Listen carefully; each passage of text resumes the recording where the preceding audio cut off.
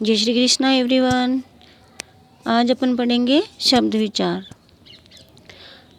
शब्द विचार की परिभाषा, एक या एक से अधिक वर्णों से बने सार्थक ध्वनि समूह को शब्द कहते हैं। एक या एक से अधिक वर्णों से बने सार्थक ध्वनि समूह को क्या कहेंगे? शब्द कहेंगे।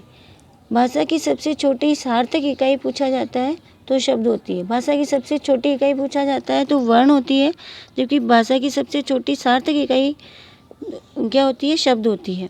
सार्थक पूछा जाए तो शब्द बताना अपने को। उत्पत्ति के आधार पर अपन शब्दों को के भेद करेंगे। तो सबसे पहले अपन उत्पत्ति के आधार पर शब्दों के भेद पढ़ेंगे, कौन कौन से होते हैं। तो उत्पत्ति के आधार पर शब्दों को 4 भागों में बांटा गया है: तत्सम शब्द, तद्भव शब्द, देशज शब्द और विदेशी शब्द। तत्सम शब्द तत् प्लस सम से बना है। तत्सम शब्द, इसका अर्थ होता है उसके समान। उसके समान अर्थात किसी भाषा में प्रयुक्त उसकी मूल ध्वनि के शब्दों को तत्सम कहते हैं। और मूल ध्वनि, मूल भाषा, किसी भाषा में प्रयुक्त उसकी मूल भाषा के शब्दों को क्या कहते हैं? तत्सम कहते हैं। तो अपने हिंदी की मूल भाषा क्या है? संस्कृत है, क्योंकि हिंदी भाषा की उत्पत्ति किससे हुई? संस्कृत से हुई। अर्थात संस्कृत भाषा से सीधे ऐसे के ऐसे जो शब्द हिंदी में आ गए, उन शब्दों को कहेंगे तत्सम शब्द। वे शब्द जो संस्कृत से सीधे उसी रूप में ही किस में आ गए? हिंदी में आ गए, उन्हें कहेंगे अपन तत्सम शब्द। जैसे अट्टालिका, उष्ट्र, कर्ण, चंद्र, अग्नि आदि शब्द जो संस्कृत भाषा से सीधे के सीधे किस में आ गए? हिंदी में आ गए, इन्हें कहेंगे अपन तत्सम शब्द।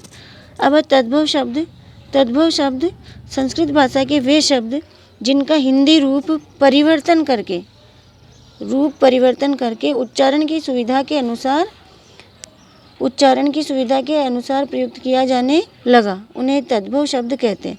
अर्थात वे शब्द जो संस्कृत भाषा से हिंदी में तो आए हैं, लेकिन उनको अपन ने उच्चारण की सुविधा के अनुसार, मतलब बोलने की सुविधा के अनुसार अपन ने क्या कर दिया? उनके रूप को परिवर्तित कर दिया है, उनको बदल दिया है। जो संस्कृत भाषा से ऐसे के ऐसे हिंदी में नहीं आए, बल्कि संस्कृत भाषा से हिंदी में आते आते उनका रूप परिवर्तन हो गया, वो बिगड़े हुए रूप में या परिवर्तित रूप में किस में? हिंदी में आए हैं। ऐसे शब्दों को अपन तद्भव शब्द कहते हैं। जैसे अट्टालिका शब्द का क्या हो गया? तद्भव अटारी। अट्टालिका ऐसे नहीं बोल करके अपन सीधे ही बोलने लगे अटाली। अब उष्ट्र, तो उष्ट्र कौन बोले? तो बोलने की सुविधा की दृष्टि से अपन ने इसको क्या कर दिया? ऊंट कर दिया। कर्ण, तो कर्ण का अपन ने तद्भव कर दिया कान। चंद्र का चांद और अग्नि का आग करके बोलने लगे। तो ये जो शब्द है, जैसे अटारी, ऊंट, कान, चांद, आग आदि, ये शब्द क्या है? तद्भव शब्द है, जो संस्कृत से हिंदी में आते आते जिन्होंने अपना रूप परिवर्तन कर दिया है। अब अपन कुछ तत्सम और तद्भव शब्दों को पढ़ेंगे। जैसे तत्सम शब्द इधर है, ये तत्सम शब्द और ये तद्भव शब्द। जैसे आम्रचूर्ण तत्सम शब्द है, इसका तद्भव होगा अमचूर। कर्तरी का तद्भव होगा कैची। गऊ का अपन ने कर दिया गाय। गोपालक का तद्भव हो गया ग्वाला। नकुल का तद्भव हो गया नेवला। धूम्र का तद्भव हो गया धुआं। दीपशलाका का कर दिया दिया सलाई तद्भव में। चित्रक तत्सम शब्द है, इसका तद्भव होगा चीता। पिपासा तत्सम शब्द है, इसका तद्भव होगा प्यास। पर्यंक तत्सम शब्द है, इसका तद्भव होगा पलंग। नक्षत्र का नखत। मातुल का मामा। रागी का रानी। यज्ञोपवीत तत्सम शब्द है, जिसको अपन ने तद्भव में क्या कर दिया? जनेऊ। शर्करा तत्सम शब्द है, इसका शक्कर कर दिया अपन ने शक्कर। शर्करा का शक्कर। भगिनेय का कर दिया अपन ने भांजा। भगिनेय का तद्भव क्या कर दिया? भांजा। और चित्रक का क्या कर दिया? चीता। दीपशलाका का दिया सलाई कर दिया। शर्करा का शक्कर और भगिनेय का भांजा। अब तीसरा भेद है इसका देशज शब्द ऐसे शब्द जिनका जन्म देश में ही हुआ है, अपने ही देश में। देश प्लस ज, देश यानी देश, ज यानी जन्म लेने वाला। देश में जन्म लेने वाले शब्द या देश में जन्मे शब्द। जैसे बाप, बुद्धू, मुक्का, घेवर, भिंडी, झोपड़ी, डेगची, परात, तेंदुआ, ठुमरी, छोरा, खिचड़ी, ये ऐसे शब्द हैं जिनकी उत्पत्ति कहाँ से हुई कुछ भी पता नहीं है, क्योंकि इनकी उत्पत्ति किसने करी? अपन ने ही करी। अपने यहाँ के लोगों ने, स्थानीय लोगों ने ही इन शब्दों का निर्माण किया है, इसलिए ये देशज शब्द कहलाते हैं। विदेशी शब्द, ऐसे शब्द जो विदेशी भाषाओं से अपने हिंदी के अंदर आए हैं, तो ऐसे शब्दों को अपन कहेंगे विदेशी शब्द। जैसे अंग्रेजी भाषा से शब्द आए हैं, अंग्रेजी भाषा के शब्द जैसे डॉक्टर, प्रोफेसर, ये ऐसे शब्द जो होते हैं ये अंग्रेजी भाषा से आए हैं।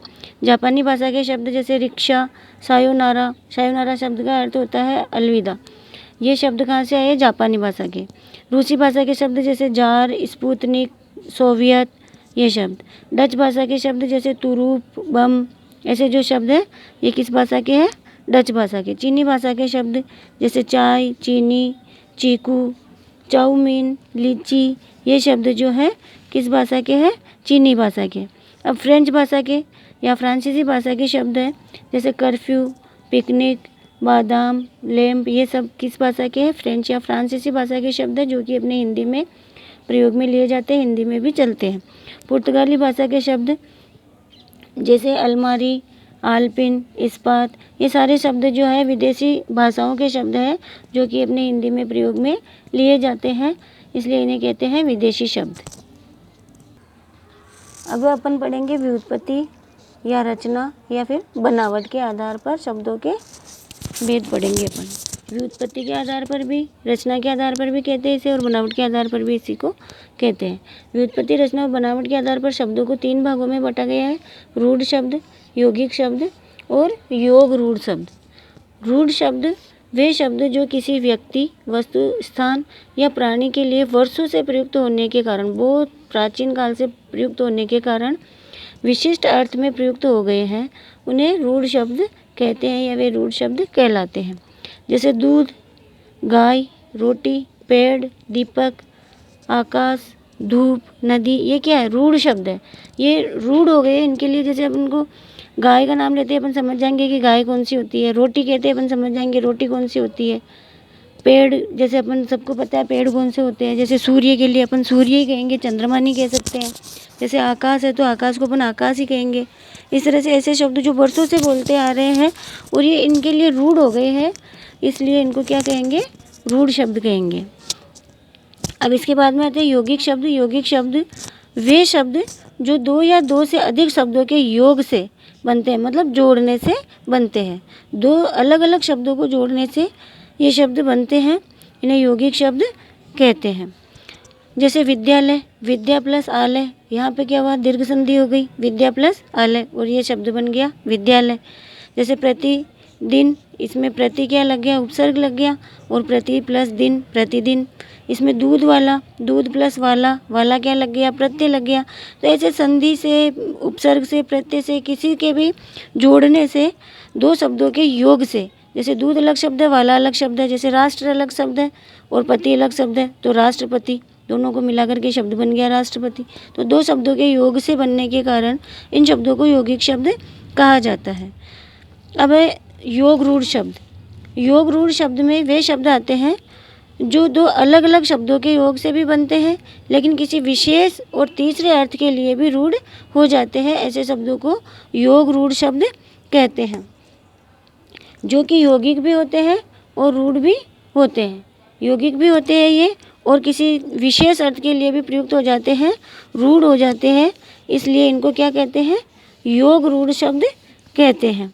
जैसे दशानन, दशानन में क्या है? 10 प्लस आनन, 2 शब्दों के योग से बना है, 10 प्लस आनन। अब अपने को पता है दशानन शब्द किसी तीसरे के लिए यानी कि रावण के लिए प्रयुक्त होता है ना? अपने को पता है किसके लिए प्रयुक्त होता है? रावण के लिए। दशानन अपन किसको कहेंगे? रावण को ही कहेंगे। जैसे लंबोदर, लंबोदर लंबा है उदर जिसका, अर्थात लंबोदर शब्द किसके आता है? गणेश जी के लिए, है ना? तो इस तरह से 2 अलग अलग, लंबा प्लस उदर, 2 शब्दों के योग से भी बन गया और एक विशेष अर्थ के लिए यानी गणेश जी के लिए प्रयुक्त हो रहा है। ये 10 प्लस आनन जो कि रावण के लिए प्रयुक्त हो रहा है। जैसे त्रिनेत्र, 3 है नेत्र जिनके, 3 प्लस नेत्र, है ना? ऐसे किसके लिए आता है? शिव जी के लिए आता है, शिव जी के लिए प्रयुक्त है। जैसे जलज, जल प्लस जय, जय यानी जन्म लेने वाला, जल में जय यानी जन्म लेने वाला, अर्थात किसके लिए आता है? जलज, कमल के लिए। कमल के लिए रूढ़ है ये जलज शब्द। तो ऐसे शब्द जो दो शब्दों के योग से भी बनते हैं और दोनों शब्दों के अलग अलग अर्थ निकलते हैं और एक विशेष अर्थ के लिए प्रयुक्त होते हैं, ऐसे शब्दों को योग रूढ़ शब्द कहते हैं। हाँ फ्रेंड्स, अब अपन पढ़ेंगे अर्थ के आधार पर शब्दों के भेद। अर्थ के आधार पर शब्दों को 8 भागों में बांटा गया है, जैसे एकार्थी शब्द, अनेकार्थी शब्द, पर्यायवाची शब्द, विलोम शब्द, समुच्चारित या युग्म शब्द, समूह के लिए एक शब्द, समानार्थक प्रतीत होने वाले भिन्नार्थक शब्द, समूहवाची शब्द। इस तरह से 8 भागों में इनको बांटा गया है। अब पहला है एकार्थी शब्द। जिन शब्दों का प्रयोग एक ही अर्थ में होता है उन्हें एकार्थी शब्द कहते हैं। जैसे पहाड़ है तो पहाड़ को अपन पहाड़ का अर्थ एक ही होगा पहाड़ का, कि भाई पहाड़ से अपन पहाड़ का अर्थ लगाएंगे और दूसरे के लिए अपन इसका अर्थ नहीं लगाएंगे। जैसे दिन है तो दिन, रात है तो रात, इनका एक ही अर्थ होता है, इसलिए इनको एकार्थी शब्द कहते हैं। अनेकार्थी शब्द, जिन शब्दों के अर्थ एक से अधिक होते हैं ऐसे शब्दों को अनेकार्थी शब्द कहते हैं। जैसे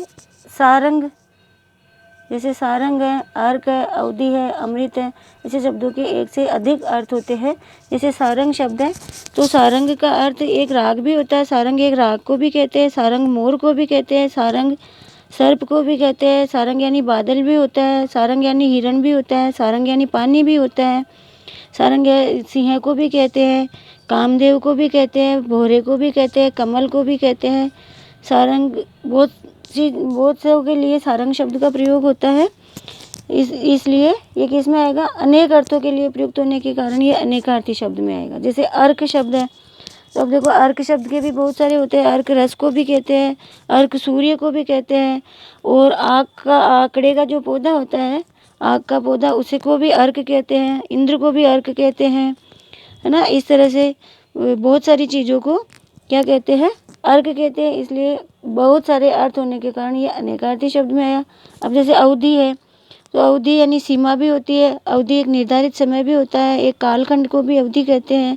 इस तरह से अनेक अर्थ होते हैं अवधि के। जैसे अमृत है तो अमृत जल को भी कहते हैं, दूध को भी कहते हैं, पारा होता है उसको भी अमृत कहते हैं, सुधा को भी कहते हैं, घृत को भी कहते हैं, अन्न को भी कहते हैं, है ना। और जो मृत्यु रहित होता है उसे भी अमृत कहते हैं, है ना। इस तरह से अमृत शब्द के भी बहुत अर्थ होते हैं। तो इस तरह से ऐसे शब्द जिनके एक से ज़्यादा बहुत सारे अर्थ होते हैं ऐसे शब्दों को अनेकार्थी शब्द कहते हैं।